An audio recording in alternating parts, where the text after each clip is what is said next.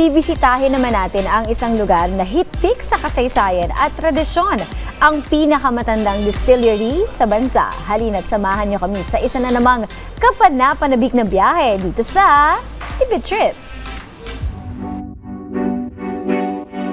Wala ka pa bang gala this week? Biyahe tayo sa lugar na puno ng history, mystery, at may konting whiskey.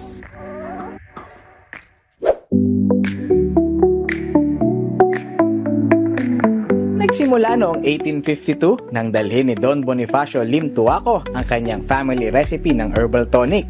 Simpleng produkto lang noon pero doon umikot ang kwento. Mula pag-aangkat ng mga kilalang alak mula abroad hanggang sa paglikha ng sariling tatak na sumikat sa ating bansa. At ngayon, nagpapatuloy ang pamana sa pagtatag ng sariling museo bilang paggunita sa mahigit isang siglong kasaysayan. So in 1979, Julius Limpe, lolo ko yun, binili niya yung bahay na to. So yung goal niya dito was to create a museum with the products and the machines of the company.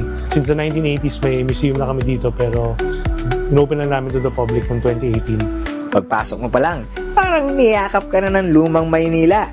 Dalawang palapag na puno ng pasilip sa nakaraan na para bang set ng lumang pelikula.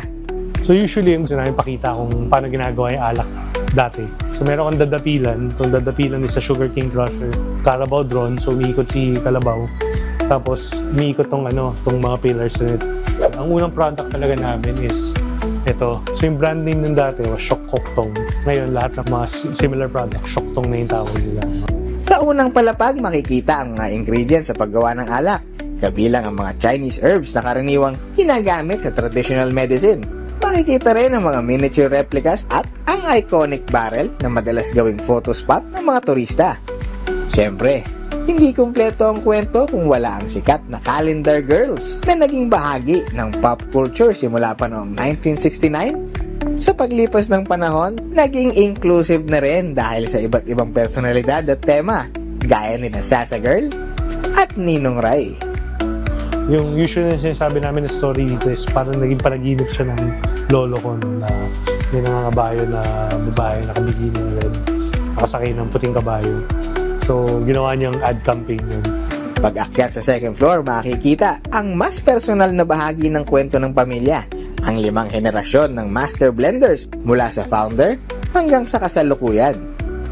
Makikita rin ang unang sketch ng Calendar Girl at ang pag-shift sa paggawa ng mga Filipino craft spirits gamit ang lokal na sangkap mula mangga hanggang sa cacao liquor na kilala bilang world's best chocolate liquor noong 2025. After ng ng mga tours namin, usually inimbitahan namin yung mga guests na kumuha ng tasting for an additional 100 pesos sa tour. Pwede na kayo makatikim ng 6 different shots. 100 pesos lang ang entrance at 50 pesos naman para sa mga estudyante at seniors. At kung 18 plus ka, may optional tasting pa sa halagang 100 pesos. Kaya kung naghahanap ka ng tipid, kakaiba, na may konting sipa sa pagbisita, hindi mo na kailangan lumayo. Dahil sa mga lumang pader ng Intramuros, may puwentong magpapangiti sa bawat tagay mo.